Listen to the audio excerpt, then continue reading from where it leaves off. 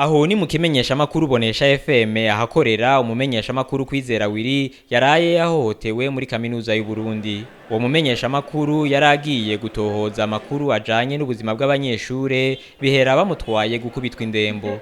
Nk'inyuma y'iminota 10 turiko turavugana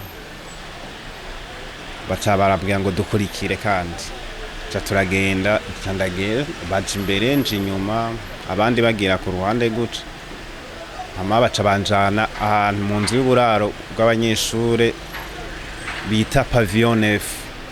Muri Pavillon 9 hasanzwe hari ibiro vy'urongoye abanyeshure muri kaminuza, baca banjana mu ivyo biro baca barugara dushitse indani, baca bavuga bati wewe tugomba tukwice ikiziga cawe tukibike muri kaya kabati turaza kugisohora mu ijoro.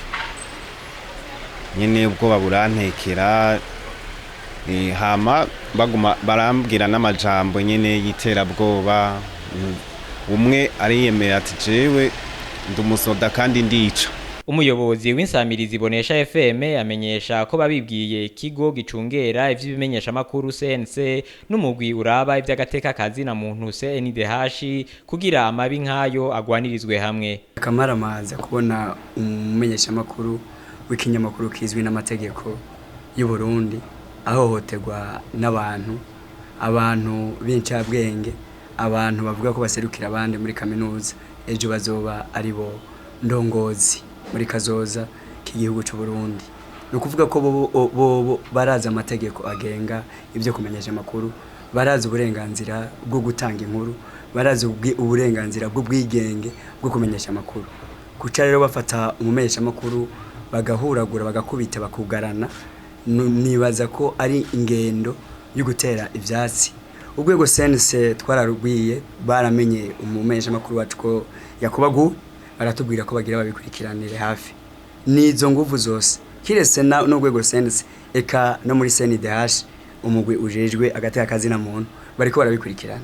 Naho biruko urongoye kigo CNC avuga ko batigeze babimenyeshwa, agashimangira ko bamenyesha makuru boja kurondera makuru bitonze kugira bizegwe n'abayabaha. Arongera akibutsa ko gutanga makuru ari itegeko. Twebwe mu nama nkuru ijeje kumenyesha makuru ivyo bintu ntavyo twigeze tumenya, ndigeze tumenya yuko ari umenyesha makuru muri radio Bonesha yagize ikibazo. Twebwe twarabonye ku mbuga ngurukana bumenyi ibintu vyandikwa, murazi ko haci ibintu vyinshi nitugeze tumenya iyo nkuru iyariyo.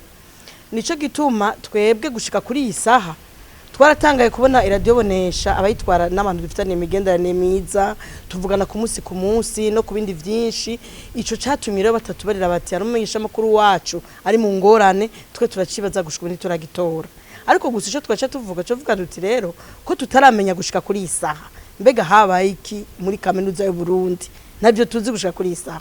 Tukavuga duti rero reka tubandanye dukurikirana hafi iyo dossier kugira tumenye ibyabaye by'ukuri, hanyuma kugira ngo tumenye umenyesha makuru mbega yashikiwe n'ibiki.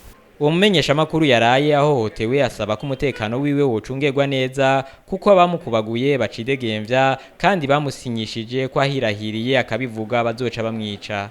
Ubuserukizi bw'abanyeshure nabwo buvuga ko umumenyesha makuru atigeze atumbera aho bukorera kandi aribwo buzi ico bugiye gukora nkuko tubisanga mu vyanditswe n'ikimenyesha makuru Yaga.